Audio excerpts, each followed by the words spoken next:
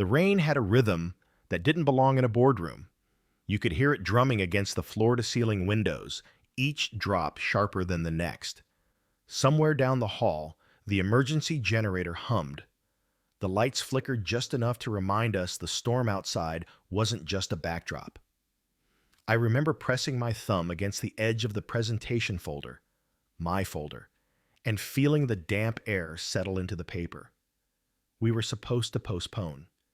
The storm had knocked out half the city grid, but our manager, Brad, said, "Momentum doesn't wait for weather." I'd spent 6 months on that logistics proposal, streamlining delivery routes for our manufacturing clients, trimming costs without cutting jobs. It wasn't glamorous, but it worked. When Brad called the emergency meeting, I thought it was about rescheduling. I didn't realize he was about to use the storm to cover his own. There were 7 of us in the room, all waiting for the projector to warm up.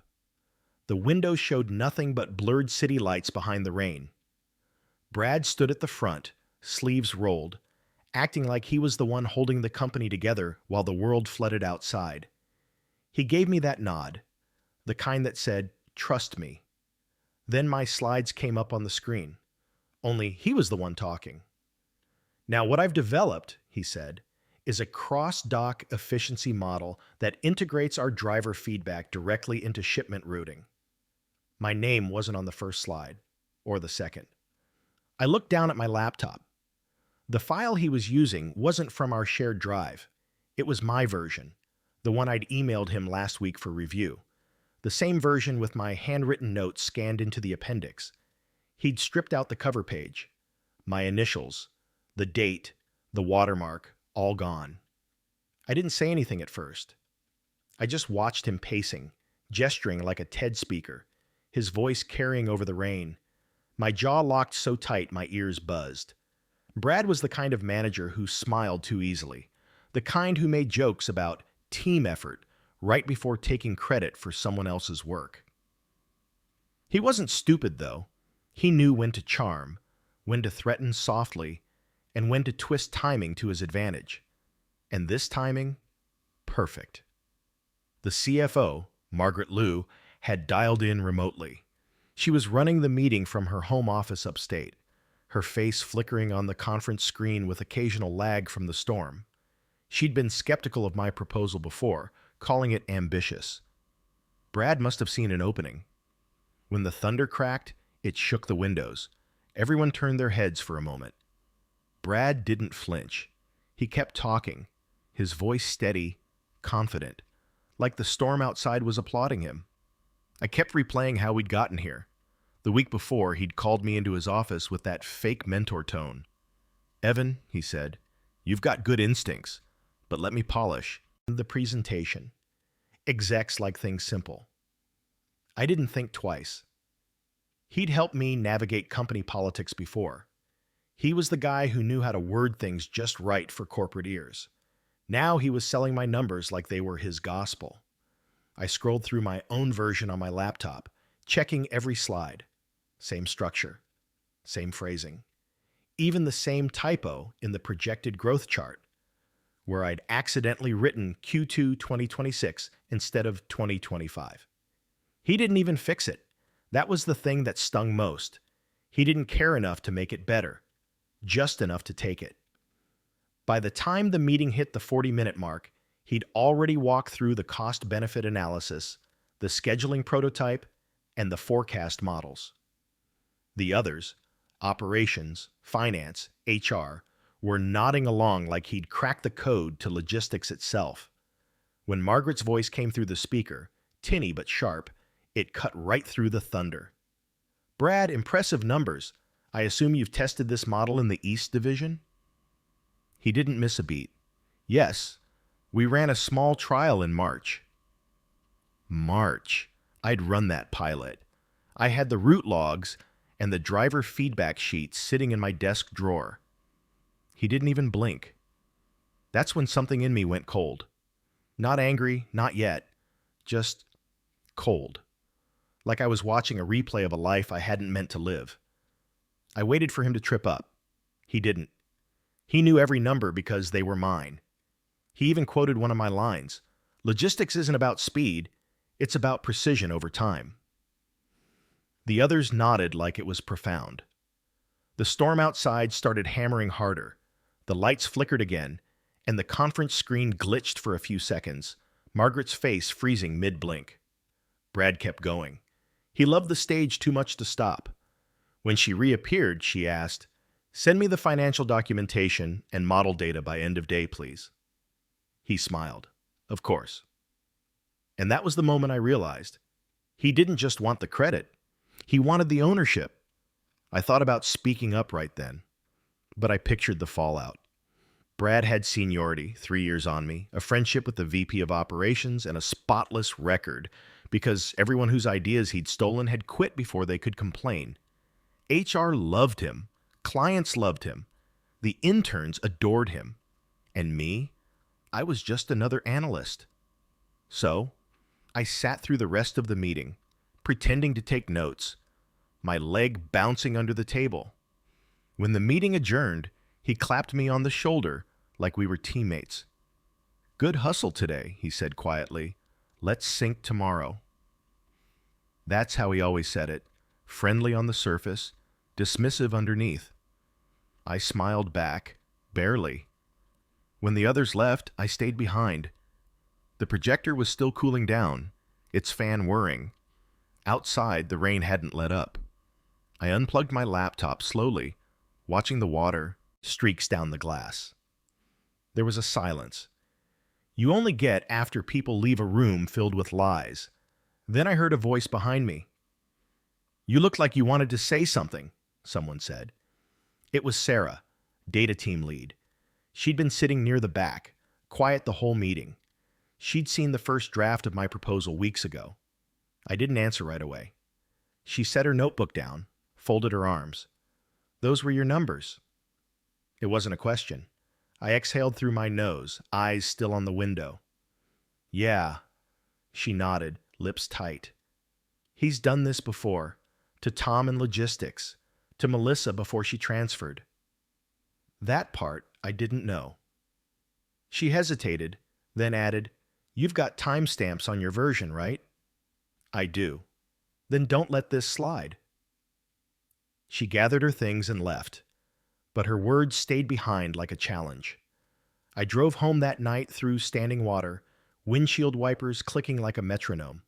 I kept seeing his face in the reflections of passing streetlights. Calm, smug, untouchable. My inbox buzzed with one new email. Subject: "Great teamwork today." It was from Brad. CC'd to Margaret, the CFO. Inside was a line that made my stomach twist. "I'll send over the full data set once Evan finishes formatting it for me." Formatting it for him. That's when the anger finally arrived. I didn't sleep much. I kept pulling up versions of the proposal, checking metadata, revision history, timestamps. I had proof. Clear, clean proof. But proof wasn't enough in our company. You needed timing, leverage, and a witness who mattered. At midnight, the power flickered again. I stared at the glow of my monitor, the cursor blinking beside the file name, Root Optimization Final Draft, EW.docx. I changed it to Proposal Evidence, EW.docx. Then I printed everything, emails, file logs, even screenshots of his earlier messages about reviewing my draft. I wasn't sure yet how I'd use it, but I knew I would. The next morning, the storm had passed, but the city was still soaked. Roads glistened like oil. The office smelled like damp carpet and burnt coffee. Brad was already there, holding court near the break room. He laughed loud enough for everyone to hear. When he saw me, he waved like nothing had happened. "Morning, champ," he said. Champ. He used that word like a leash. I went to my desk without answering. The printer hummed as I quietly fed in more pages. Email chains, document logs, submission drafts. My folder was thick enough to slap. At 10, Margaret's assistant emailed, "Brad and Evan, CFO would like a follow-up call at noon to discuss next steps on the proposal." Perfect. Brad stopped by my desk around 11:30, coffee in hand. "Don't overthink it," he said. "Margaret's thrilled. Just smile and nod while I handle the numbers, yeah?" I nodded once. "Sure thing." He smiled, satisfied. When noon hit, we logged in. Margaret appeared on screen again, the storm light replaced by morning calm. Her office looked sunlit, coffee mug steaming beside her keyboard. Brad jumped in first. "Morning, Margaret. Glad the power's back on your end. I've compiled the rollout costs and labor projections." She held up a hand. "Before that, Brad, quick thing. I was cross-checking some of your previous project folders. I noticed metadata from Evan's user profile on several of the proposal documents. Can you explain that?" He froze. Just a fraction too long. Then, "Oh yeah, Evan and I collaborated closely. He's been helping me draft final versions." Margaret's expression didn't change. "Evan, is that accurate?" The silence between us could have cracked glass. I looked at the folder sitting by my keyboard, every page lined with proof. And for the first time in a long time, I didn't feel small. I cleared my throat.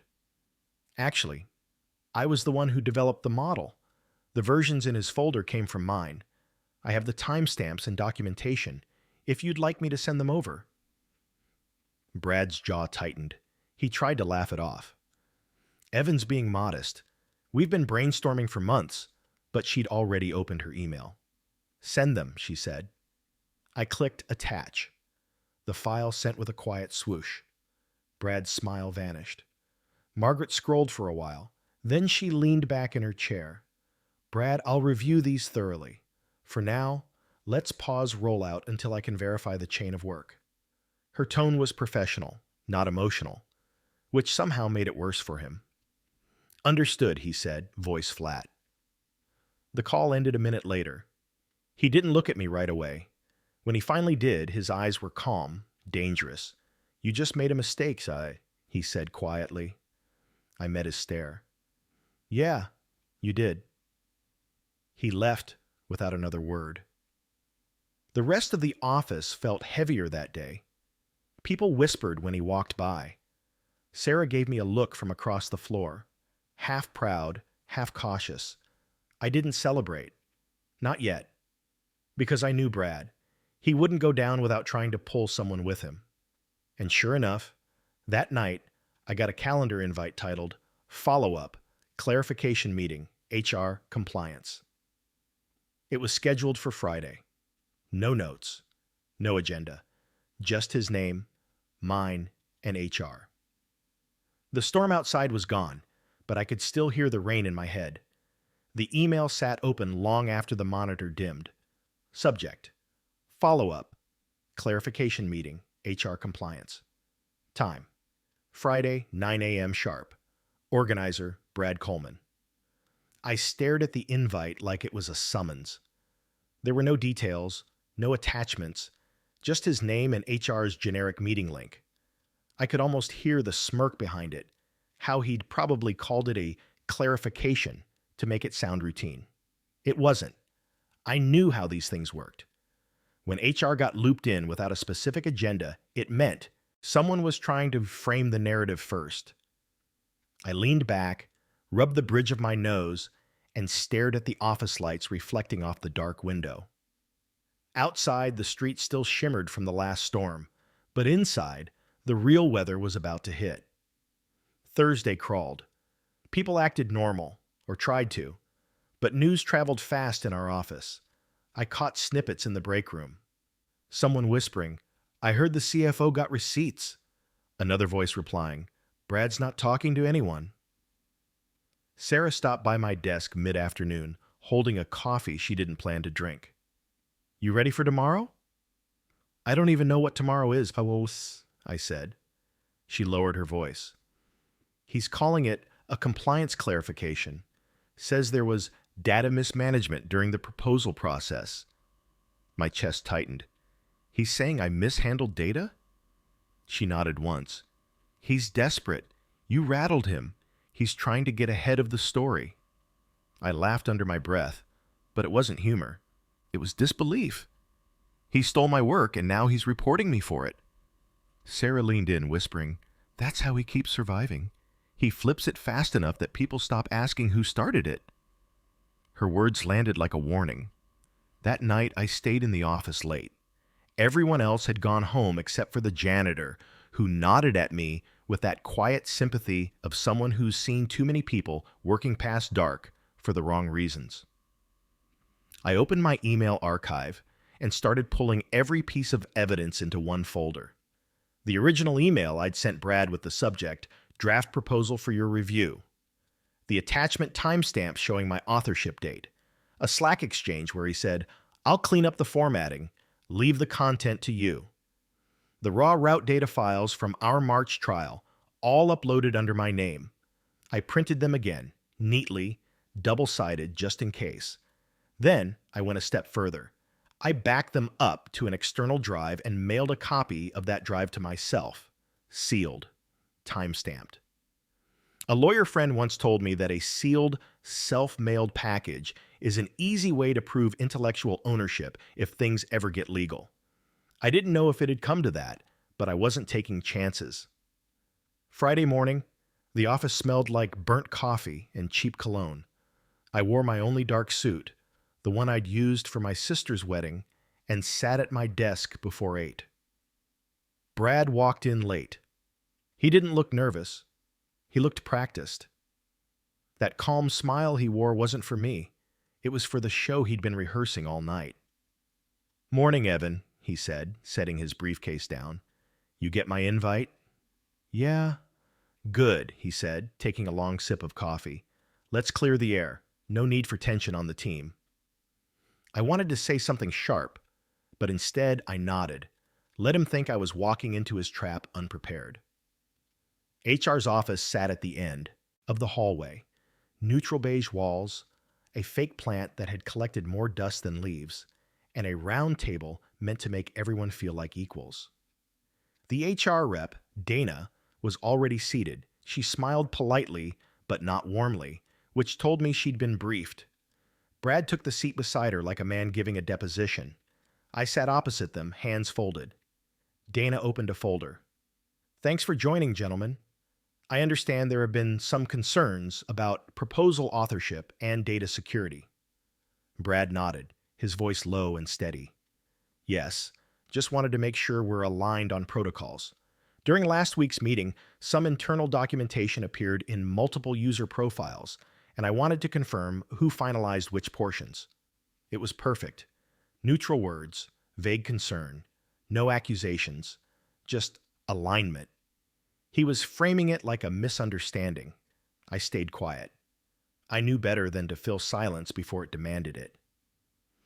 Dana looked at me. "Evan, could you clarify your role in developing the proposal?" I handed her my folder. "Sure. Everything in that binder has creation timestamps from our internal servers. You'll see the drafts, revision history, and my original data sets. I sent the working file to Brad on March 12th for managerial review. That's when the edit trail stops, under my user ID and resumes under his." Brad's jaw flexed. Dana flipped through the pages, eyes scanning the printouts. "And these are directly from the system?" "Yes. You can cross-check metadata with IT." Her pen hovered. "We will." Brad tried to laugh lightly. "Hey, we're all on the same side here. The important thing is that the company benefits. Evan's great with numbers. I'm great at storytelling. We complemented each other." He was slipping. You could hear the nervous bounce in his tone now. When the meeting ended, Dana didn't take sides. She just said, "I'll need a few days to review." Brad stood, still smiling. "Appreciate everyone's time." He walked out first. As soon as the door shut, Dana said quietly, "Evan, I can't tell you what to expect, but I can tell you, don't delete anything. If you get any communication about this, forward it to me directly." I nodded. "Thank you." She nodded back, just once, like she knew what was really going on. The weekend came and went in a blur of half sleep and pacing. Every time my phone buzzed, I expected it to be HR, or worse, some reprimand email from upper management. Instead, it was silence. By Monday, Brad was back to his normal act, smiling, joking, making small talk in the break room like he hadn't tried to knife me in a meeting. Then, around 10, the company-wide email dropped. Subject: Operational Efficiency Proposal Review. Update. Dear team, due to discrepancies in documentation and authorship, the rollout of the logistics optimization proposal will be temporarily paused pending compliance verification. Please refrain from sharing or referencing this material externally until further notice. Margaret Liu, CFO. The office air changed immediately. Everyone knew what it meant. The CFO herself had frozen Brad's pet project. Brad didn't show up for the rest of the day. That night, my phone rang. Private number. I almost didn't answer, but curiosity won. Evan speaking? A pause. Then, didn't think you had it in you. It was Brad. His tone wasn't angry. It was impressed. You played that well, he said. You think this is over? It's over when the truth's on record, I said. He chuckled. Truth's a slippery thing, man, especially in corporate. Then he hung up. I stood there, phone still to my ear, heart pounding. Tuesday morning, Margaret's assistant emailed me directly. CFO would like to meet with you privately today at 4. Conference room 3C. Please bring any documentation relevant to the proposal. That was new. I'd never met with Margaret one-on-one before. She was 2 levels above my manager.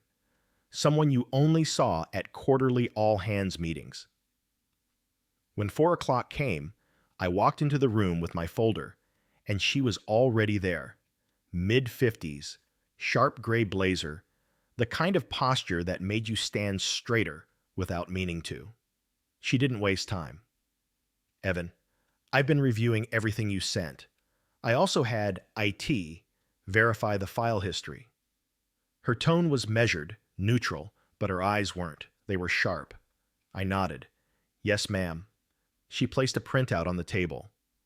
These show creation and modification timestamps.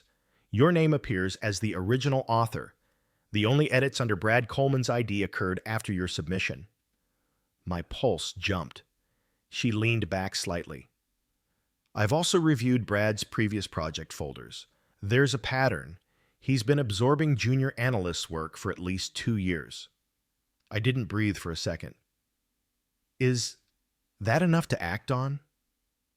It's enough, she said. Then she added, but you didn't come to me with this directly. Why?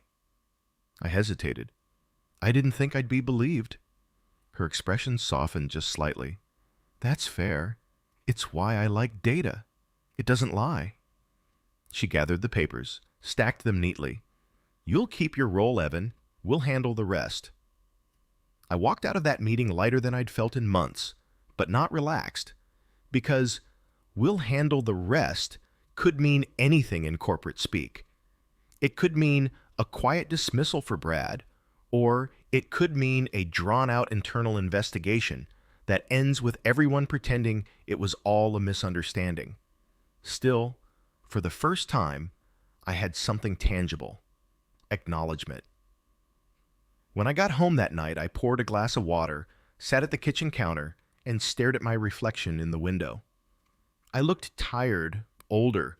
I'd wanted vindication, but what I really felt was exhaustion. 2 days later, it happened. Brad's office was empty by noon. The blinds were closed, his nameplate gone, the desk cleared out. HR sent an internal memo at 3.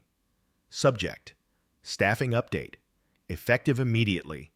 Brad Coleman is no longer with the company. His responsibilities will be redistributed pending new management review. Please direct all proposal-related inquiries to Evan Walker, Senior Analyst, Logistics Division. Senior Analyst. I wasn't sure if that was an official promotion or just HR shorthand, but for the first time, my name was attached to my work. I didn't smile, not right away. I just sat at my desk, fingers hovering over the keyboard, the rain from that storm night echoing in my memory. Around 5, Margaret stopped by my desk. No entourage, no announcement, just her and her calm, precise voice. "You did good work, Evan. Next time, send it to me directly." "I will." She started to walk away, then paused. "By the way, Brad forwarded me an expense claim last month that didn't add up. It led us to his email trail." That made me blink. "So the receipts?" She smiled faintly. "Let's just say storms wash a lot of things clean." Then she left. I sat there, the hum of the office fading, realizing how close I'd been to being erased, and how, somehow, the truth had found its way through the static. But even with Brad gone, there was still fallout coming. Because when someone like that gets caught, they don't always stay quiet outside company walls. And I was about to learn that the hard way. The morning after Brad's departure felt off, too quiet for a Friday. You could almost hear the absence of his voice in the hallways, that fake enthusiastic "morning team" echo that used to bounce off glass walls. No one said it out loud, but you could feel it, relief mixed with suspicion. Offices like ours didn't just fire managers, they rebranded them into consultants or contractors and let them fade out slowly. But Brad's exit wasn't slow. It was surgical. When I logged in, my inbox was flooded with reassignments. Evan will now oversee logistics optimization updates. Please route all queries to Evan Walker. Updated org chart attached. On paper, it looked like a victory. But experience told me that paper victories didn't always translate to real ones. By noon, Margaret's assistant sent another email. "Evan, please join the CFO's weekly review call today at 4. You'll be presenting the updated implementation roadmap." I hadn't even rewritten the roadmap yet. Brad's version, the one full of his branding fluff and buzzwords, was still sitting in the shared drive. I closed the email and stared at the rain stains on the window. Somehow, even after the storm, the city still looked wet. That afternoon, I printed my updated slides. Clean, data-driven, no fluff. I cut the buzzwords Brad loved: synergy, pivot, core competency, and added the real performance numbers. At 3:30, Sarah stopped by my desk again. "You good?" I exhaled. "As good as you can be when the guy who just got fired used to approve your vacation days." She half smiled. "You're not wrong. You should also know Brad's been calling people. Off the record." I looked up. "What kind of calls?" "The kind where he says he's the victim of a witch hunt, claims you set him up." I leaned back, rubbing my jaw. "He's really trying to rewrite this." "He always does," she said. "But the CFO's not buying it. Word is, they found more stuff. Expense reports, missing consulting invoices, all under his signature." That explained the speed of his firing. Brad hadn't just stolen credit, he'd padded his own pay. I nodded slowly. "Thanks for the heads up." Sarah's eyes softened. "You did the right thing. Just don't get cocky. People like him don't vanish. They linger in LinkedIn messages and rumors." The 4 o'clock review call was quiet at first. Only 5 of us: Margaret, 2 directors, an operations lead, and me. I started walking them through my new slides. Real data, real pilot feedback. For the first time, I wasn't parroting anyone else's phrasing.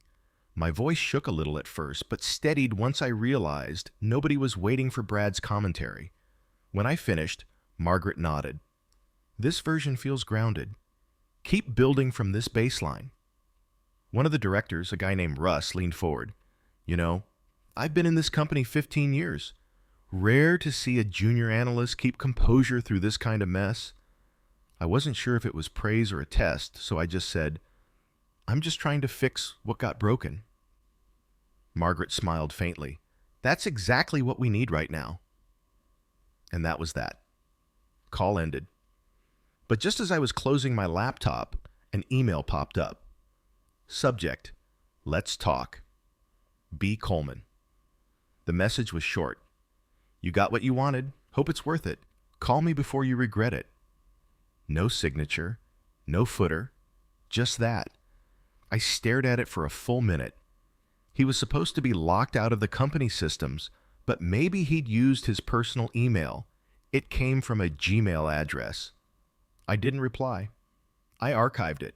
Then I archived it again into a new folder called Legal Hold Personal. Still, I couldn't shake the feeling that he wasn't done.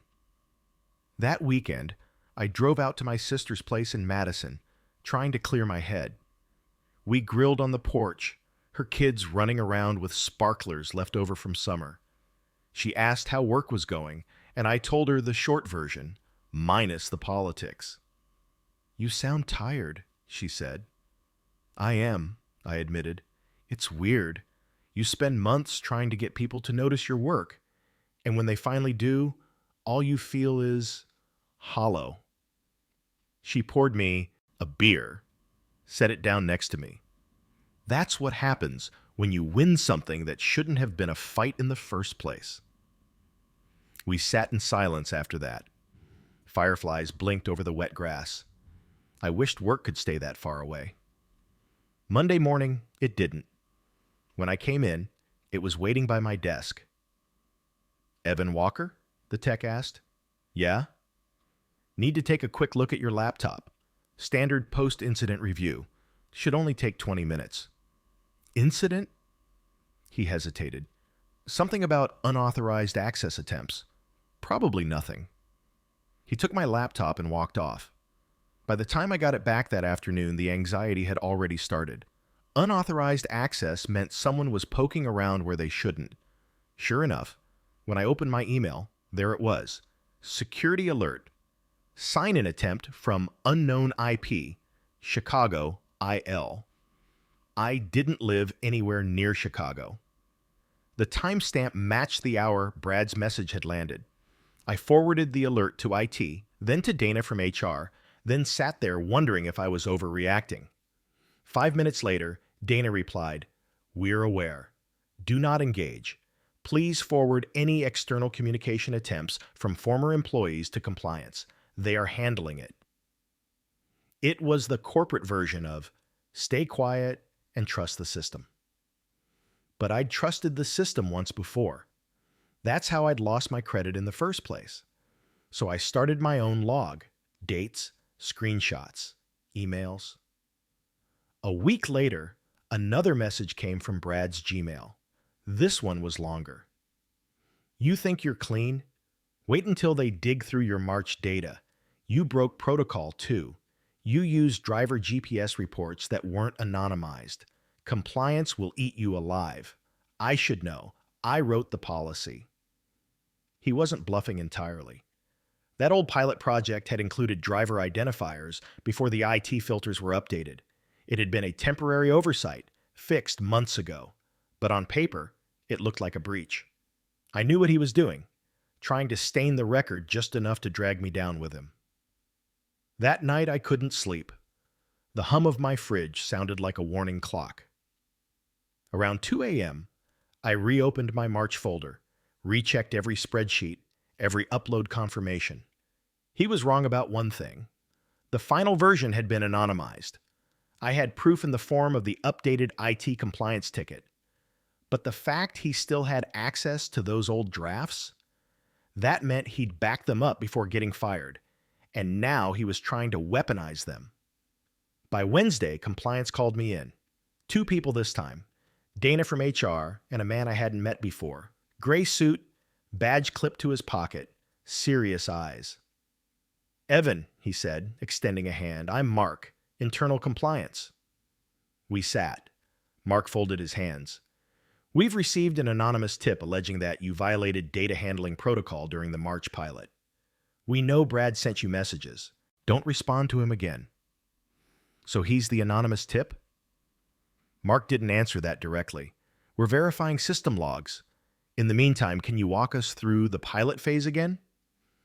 I explained the workflow. raw driver data, anonymization script, final upload. Then I handed him a printed copy of the IT ticket dated April 12th, confirmation of anonymization.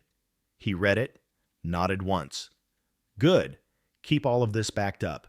If he contacts you again, let us know immediately. After the meeting, I sat in my car in the parking garage for a long time, watching sunlight slide down the concrete beams.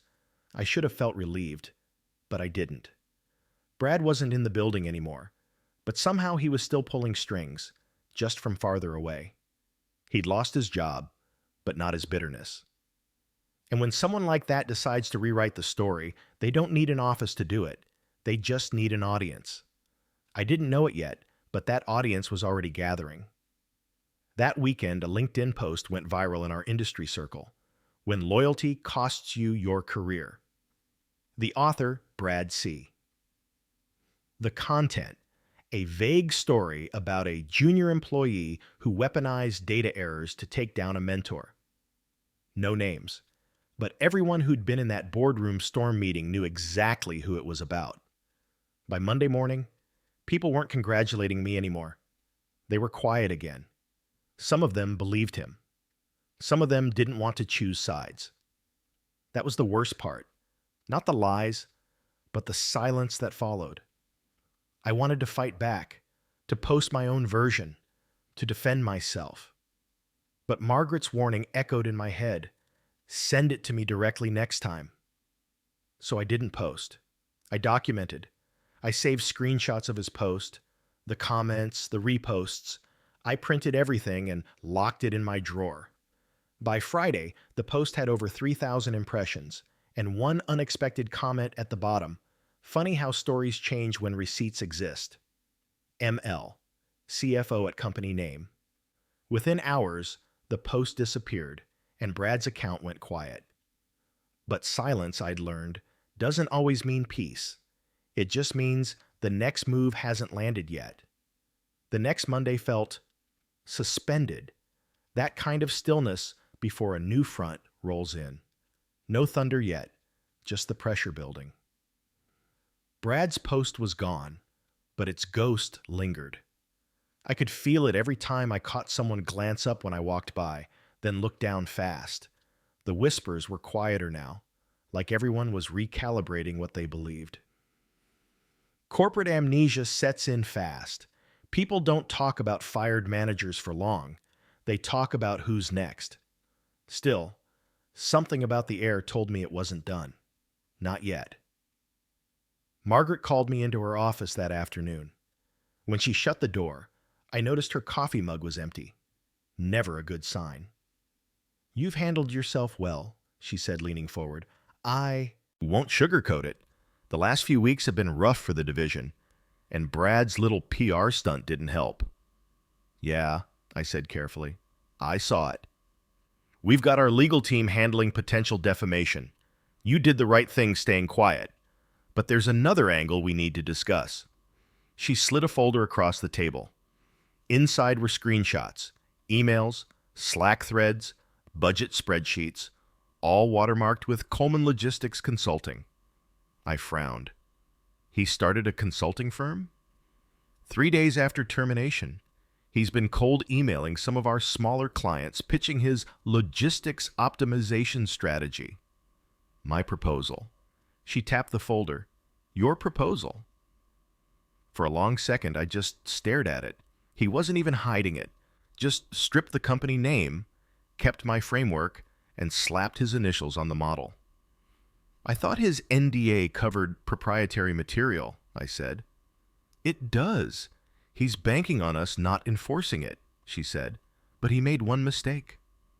"What's that?" "He reused our internal templates. Metadata shows company property. We've got legal grounds." I blinked. The realization slow but satisfying. "So what do you want me to do?" "Nothing public," she said. "We'll file a cease and desist this week. But if any of those clients reach out to you, forward it to me. And Evan, document everything." I nodded. I'd been doing that for weeks. That night, I went home and pulled open my kitchen drawer, the one where I kept everything from this mess. Printouts, receipts, timestamps, even the external drive I'd mailed to myself. The envelope was still sealed. That simple detail felt like armor.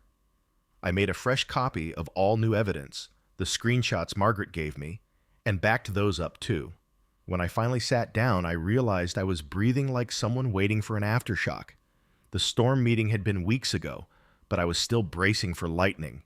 Wednesday morning, I got a call from a number I didn't recognize. Walker speaking. Hi, this is Chris from Jansen Freight. My pulse jumped. Jansen was one of our pilot clients. Hey, Chris, I said slowly. He hesitated. So weird thing. I got an email from a Brad Coleman. Says he's starting a private consultancy and that your company is backing him. Wanted to confirm if that's legit. I exhaled. It's not. He's no longer with us. Can you forward that email to me? Already did, he said. Figured it didn't sound right. The phrasing, honestly, it's the same stuff you pitched me months ago. Yeah, I said. That's because it is the same stuff. He gave a low whistle. Man, what a snake. Good luck cleaning that up. By noon, that forwarded email was sitting in Margaret's inbox, and legal looped in within the hour.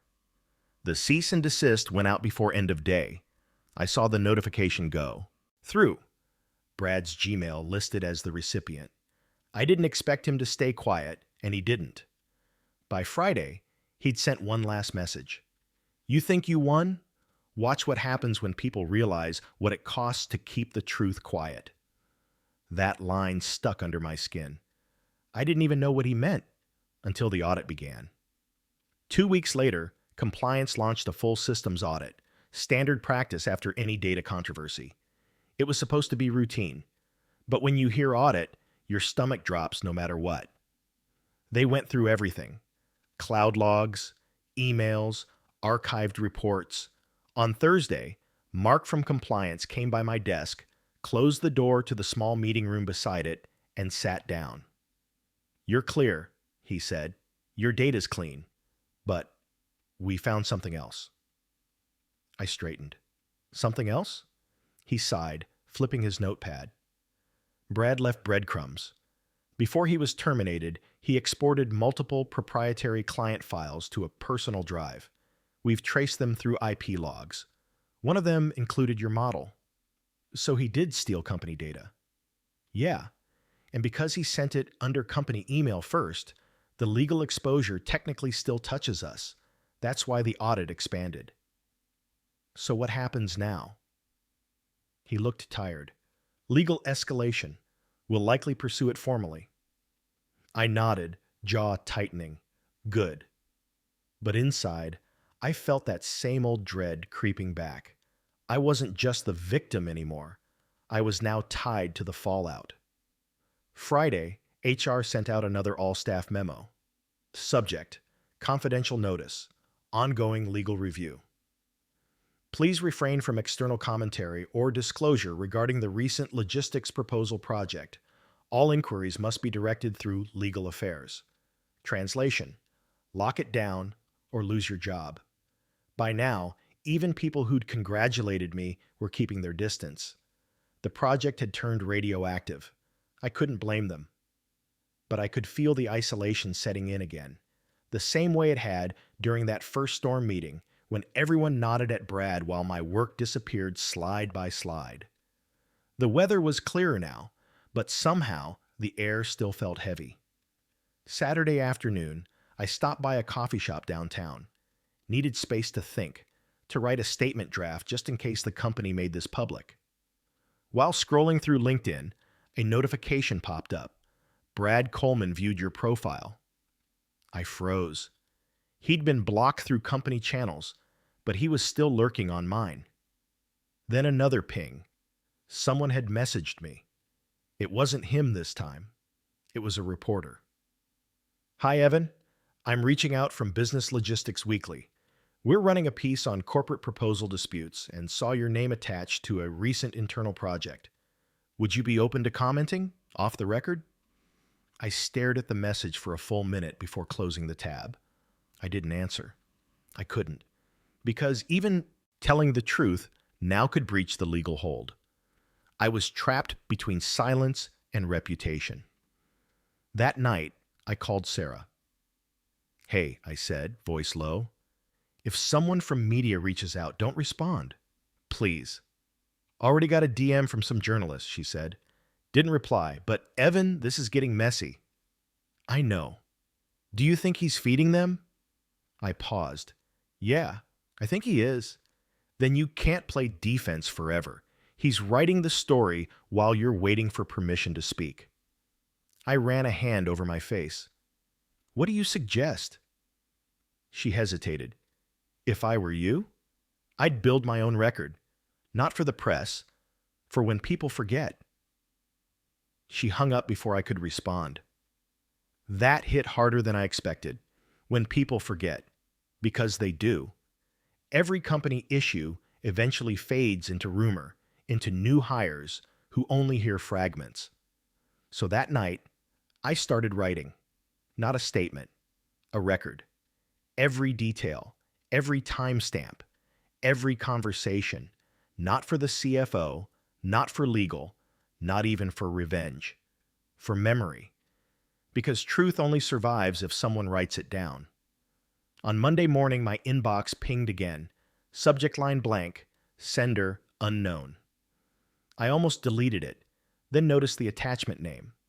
Receipts 2.pdf. No message, no signature. Just the file. I opened it on a separate monitor, ready for malware. Except it wasn't that. It was an expense report.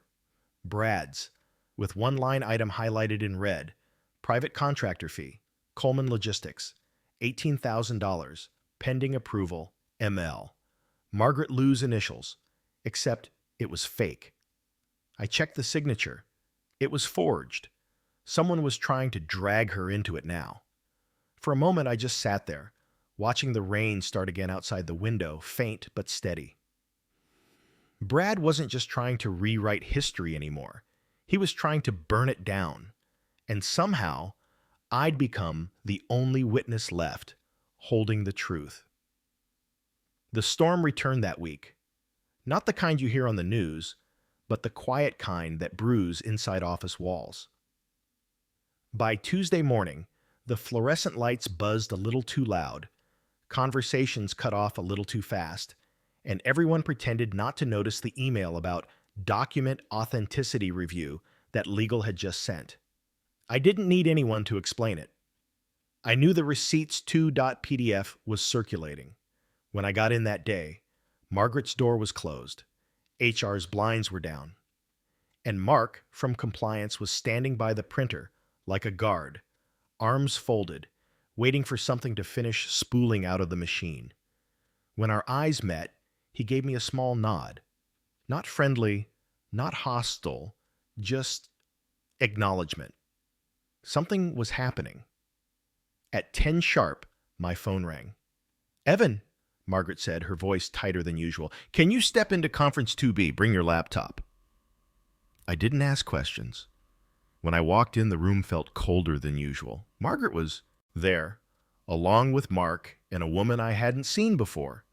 Tailored suit, tablet in hand, the kind of presence that made the rest of the room smaller. "This is Linda from External Audit," Margaret said. "We're verifying some document anomalies connected to last week's correspondence." I nodded slowly, setting my laptop down. "You mean the forged expense report?" Linda's eyes lifted. "You've seen it?" "It was emailed to me anonymously. I didn't forward it. I preserved the original metadata." That last sentence seemed to register with her. She made a small note on her tablet. Mark looked relieved. Just a flicker. "Good. That helps." Margaret leaned forward. "Evan, we think Brad sent it from a masked account. We're tracking the IP trail. But what worries me is the content." "The forgery?" "Yes," she said quietly. "He's implying I approved an $18,000 contractor payment to his consulting firm." I frowned. "That's criminal, right?" "It is," Linda said. "And because your name's on the original project files, it gives him an angle to claim you and Margaret colluded." The room went silent. For the first time in weeks, Margaret didn't look composed. She looked furious. "After everything," she said under her breath, "after being caught red-handed, he's still trying to bury us in paperwork." I sat forward. "How do we fight that?" Linda turned the tablet toward us. "You already did. That attachment he sent you, the version he created still carries your document fingerprint, your embedded metadata signature. That means he copied your report header to fake hers. His forgery used a traceable file base." Mark gave a short, humorless laugh. "He built his own trap." Margaret exhaled slowly. "Get legal on it. File for immediate cease and desist escalation. I want this in federal hands before week's end." Then she turned to me. "Evan, you've done more than enough, but I need you to sit tight and keep everything exactly where it is. No forwarding, no deleting. If he reaches out again, call me directly." The meeting ended. When I stepped out, the office felt heavier, like the air itself had been dehumidified by tension. Sarah caught me near the break room. "You okay?" she asked. I shrugged. "Define okay." "They just pulled half the compliance team into 2B, she said. "Word is, legal's looping in law enforcement." I nodded. "They should." She hesitated. "You think they'll make it public?" I didn't answer right away. "If they do, it won't just be about him. It'll be about the company letting it happen for years." She looked down at her coffee. "Then they probably won't." She was right. Corporate reputations don't like public storms. They prefer quiet settlements and rewritten memos. By that evening, my inbox lit up with a legal notice. Subject: Do not delete. Federal. Case reference: NADR CX4587. As part of the ongoing external audit into fraudulent expense documentation, all related files, communications, and attachments must be retained until further notice. Compliance team. The message was short, clinical, but underneath the language, I could read the truth. It had escalated. I leaned back, staring at the blue glow of the screen. It hit me how far this had spiraled, from a rainy night presentation to federal involvement. Brad Storm had finally grown big enough to reach him. That Friday, the company called a town hall update. Everyone was required to attend, in person or virtually. The last time we'd all been in the same space, Brad had been at the front of the room. Now it was Margaret. She stood where he used to. Same projector, same long table, but no pretense this time. "Many of you have questions," she began. "Some of you have heard rumors. Here's what I can tell you." She paused, scanning the room. An ongoing investigation confirmed that a former manager exported proprietary data and attempted to falsify financial documents using internal materials. The company is cooperating fully with authorities. We've secured all client contracts and verified that no active employee was involved in or aware of these actions. She looked at me then, not directly, but close enough that I felt it. Her next words were calm, measured. "Integrity only matters when it costs you something. We will not protect people who trade it for convenience." And that was that. The room stayed quiet. No applause, no gasps, just collective exhalation. Later that day, Mark stopped by my desk with a manila envelope. "From legal," he said. "You're cleared. Your documentation helped confirm the forgery trail, and Margaret asked me to give you this." Inside was a simple note, handwritten. "Evan, storms don't destroy truth. They just wash the dirt off it. M." Underneath the note was a small envelope with a new badge. Evan Walker, Senior Logistics Analyst, permanent role. No temporary prefix, no acting. Permanent. I didn't know whether to laugh or just sit there. After everything, it felt too quiet to celebrate. A week passed, then two. The storm faded into office legend. People stopped whispering when I walked by. The tension dissolved back into routine emails, half-hearted jokes, stale coffee.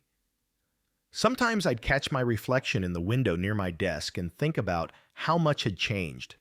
Not in the company, not really, but in me. I'd gone from someone who kept his head down to someone who understood what it cost to lift it up. There wasn't glory in it, just a kind of steady peace. 3 months later, I got a letter. Actual paper, not email. The return address, U.S. Department of Justice, Cybercrime Division. Inside was one line, no signature. Case CX4587 closed. Defendant found guilty of data theft and forgery. I read it twice, folded it neatly, slid it into the back of my drawer next to the sealed envelope I'd mailed to myself that night after the storm meeting. I didn't open that envelope either. I didn't need to. It wasn't evidence anymore. It was a reminder that sometimes the only thing stronger than the storm is what survives it. That Friday, I stayed late. The office was empty, the city lights outside shimmering across the wet pavement. Rain again. I turned off the projector, shut my laptop, and for a moment, just listened. The same sound that started it all. The quiet rhythm of rain against glass. But this time, it didn't sound like warning. It sounded like closure. I grabbed my coat, flicked off the light, and left the boardroom door open behind me. If this story moved you, subscribe for more real-life confessions and emotional journeys like this one.